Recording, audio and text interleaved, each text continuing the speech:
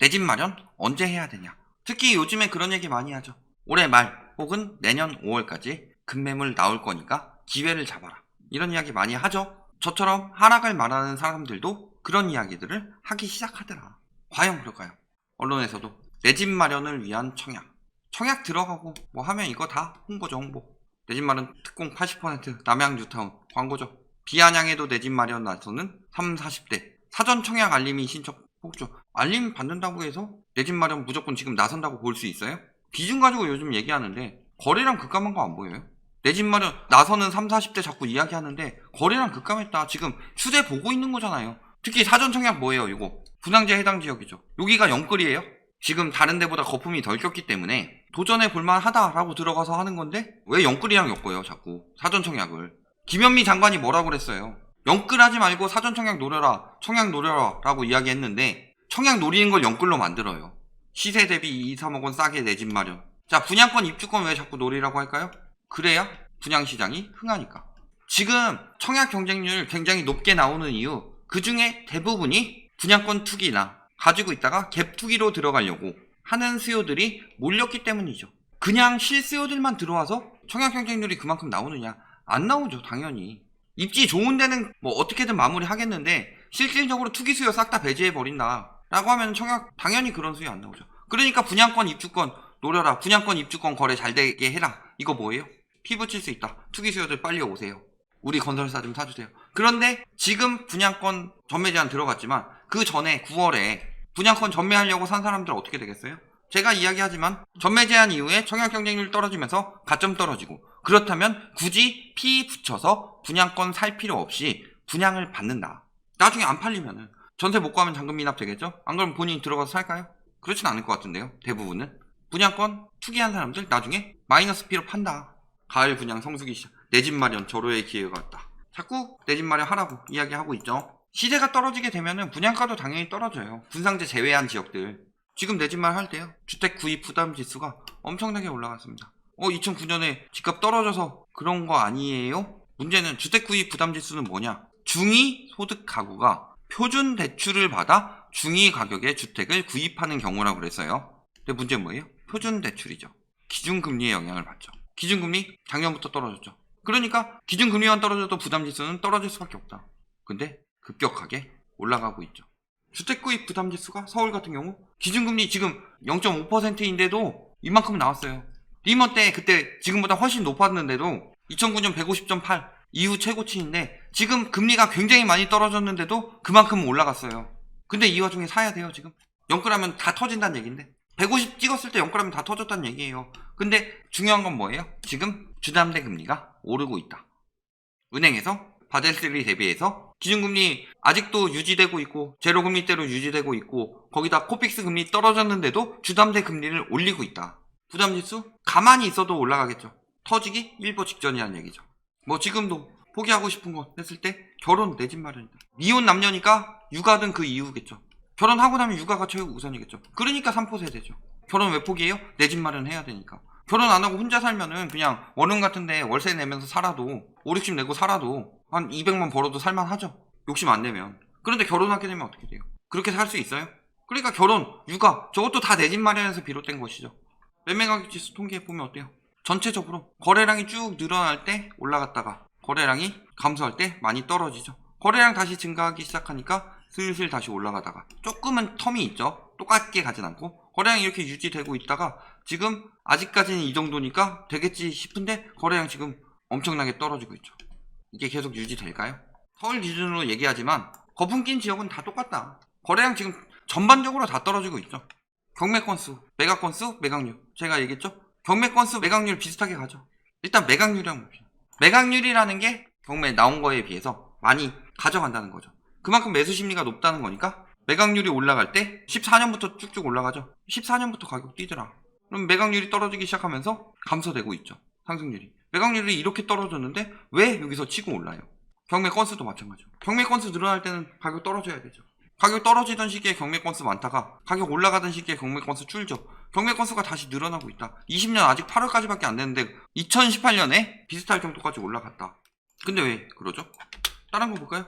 매매 가격 지수 변동률. 가계 및 비영리 단체, 즉 엠투 통화량 중에서 집을 매매하고 사는 쪽은 가계 엠투라고 그랬죠. 그래서 가계 엠투가 폭등하면은 매매 가격 지수 올라가고, 가계 엠투 떨어지면은 매매 가격 지수 떨어진다. 또 올라가면은 이렇게 조금씩이라도 속고, 이런 상황인데 가계 엠투가 최근에 다시 떨어지고 있죠. 상승률이.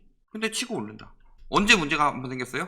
비교가 좀 너무 길게 돼서 그런데, 저희 옛날에 작년에 서울 아파트 영상 보면은 거기에 그 얘기해요. 오버슈팅 나고 있다고. 지금 가계 엠투 떨어지고 있는데 집값은 오르는 기이한 현상이 벌어졌다. 그 현상이 아직까지 이어지고 있다. 문제는 뭐예요? 그렇게 되는 이유는 역대 최고의 매수 심리, 리먼 직전에 시작했던 매수 심리보다 지금이 더 심각하다. 그만큼 미디어에서 많이 노출을 해주기 때문이죠. 오른다 리먼 전에 오른다 버블 세븐이다 이런 이야기 했어도 지금만큼 청년들이 그렇게 노출을 받진 않았다. 그런데 지금은 어때요? 네이버 들어가면은 집값 폭등하면서 기사 계속 떠있고, 다음 들어가면 집값 폭등 써있고, 유튜브 들어가면 집값 앞으로 더 뛴다 이런 유튜브들 난리치고 있고, 뉴스만 켜면은 맨날 집값 폭등하고 있다 이런 얘기 훨씬 더 많이 접하니까. 과거보다. 과거에는 뭐 핸드폰으로 인터넷 잘 안 했잖아요. 근데 스마트폰 들고 다니면서 출퇴근하면서도 계속 듣게 된다. 그러니까 역대 최고의 매수 심리가 나온다. 언론사부터 갈아치워야 된다. 똑바로 하도록 만들어야 된다. 제가 그 얘기 계속 하는 거죠. PIR. 제가 외국 거랑 비교하느라고 넘배웠고 갖다 썼더니 되도 않는 핑계로 자꾸 시비 거니까 국민은행 걸로 봅시다. 리먼 때도 10이 안 됐어요. 근데 지금 어때요? 11이 넘죠. 국민은행 수치만 봐도 이래요. 거품 안 꼈다고 얘기하는 거예요. 이때도 거품 엄청나게 꼈어요. 거품 다 빠지기 전이잖아요. 무슨 거품이 안 꼈다고 그래요. 거품 덩어리지. 처분 가능 소득이 올라가다가 지금 정체되고 있죠. 처분 가능 소득이 뭐라고요? 소득에서 비소비 지출 뺀 거다. 비소비 지출이라는 게 뭐예요? 소비하지 않고도 나가는 지출. 뭐가 있어요? 이자, 세금, 이런 것들이 있죠. 이자 저금리라고 그랬는데 대출 총량이 늘어나니까 이자 결코 줄고 있지 않죠? 거기다가 세금, 보유세 강화하고 있죠. 가뜩이나 대출 총량 늘어나는데 보유세 강화되니까 너무한 거 아니에요? 아, 보유세 강화돼가지고 세금 오르는 거 싫으면은 집값을 내리면 돼요. 집값 내리라고 보유세를 올리고 있는 건데 그럼에도 불구하고 집값을 올린다? 보유세를 더 올려야죠. 그러면 처분 가능 소득이 정체되고 있다. 여력이 줄어들고 있다는 거죠. 예전처럼 이렇게 여력이 늘어나고 있지 않은데 왜 아직도 집값이 계속 오른다고 하고 있냐. 20년간 아직 나오지도 않았어요. 떨어질 수도 있어요. 자산 비중, 부자들은 작년부터 팔고 있었다. 서울 집값 14년부터 올랐다고 그랬죠. 9.13 이후 11월까지 올랐다가 그때부터 떨어지기 시작했다가 19년 말에 다시 올랐죠. 다시 올랐는데 계속 다시 오를 것이다. 투기 수요들은 끝나지 않을 것이다. 부자들 팔고 빠졌어요. 집값이 오르다가 이런 상황이 나타난다라는 거는 이렇게 될 거란 징조예요.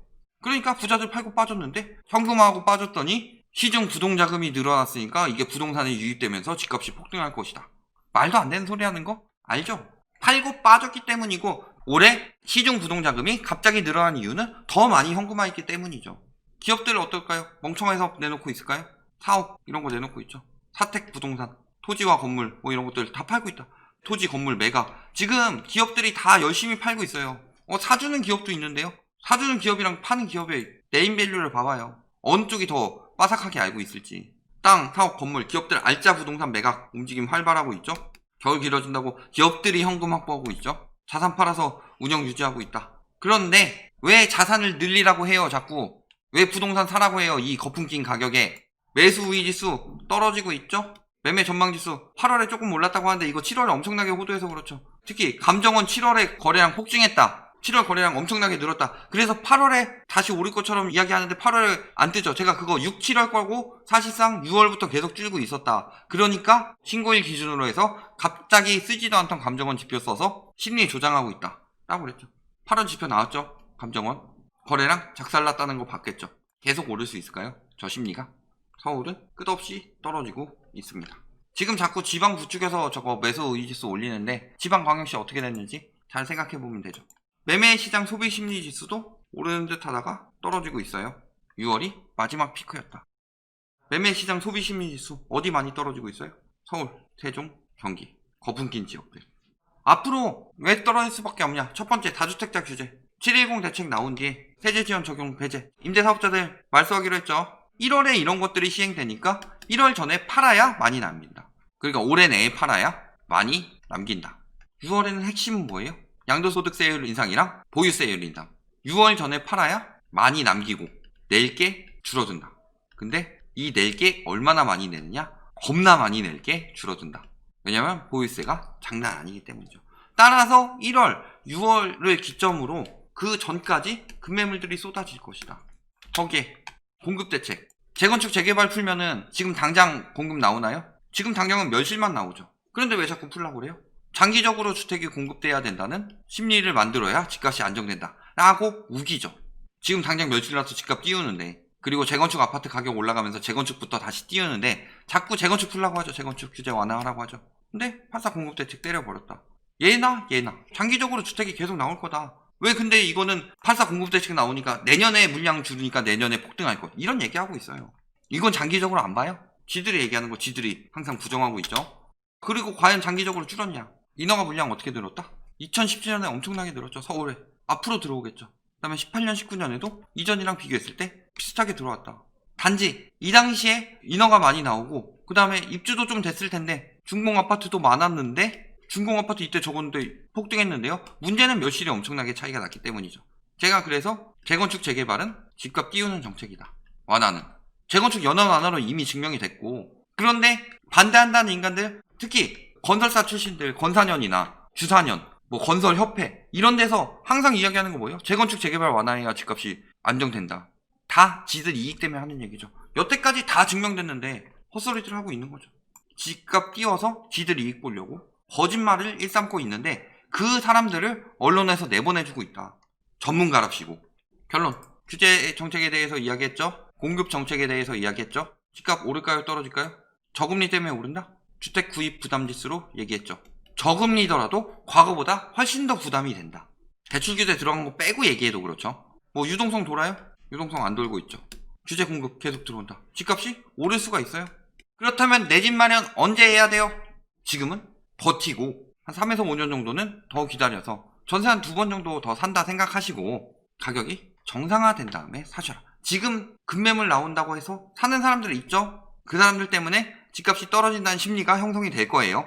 하지만 더 버티고 경매 나오고 거래량 계속 안 나오게 하다 보면은 기다리면 기다릴수록 이득이다. 버텨야 된다. 최소 3, 4년 정도는. 라는 점 꼭 명심하시고 넘어가지 마셔라. 여기까지 말씀드리겠습니다.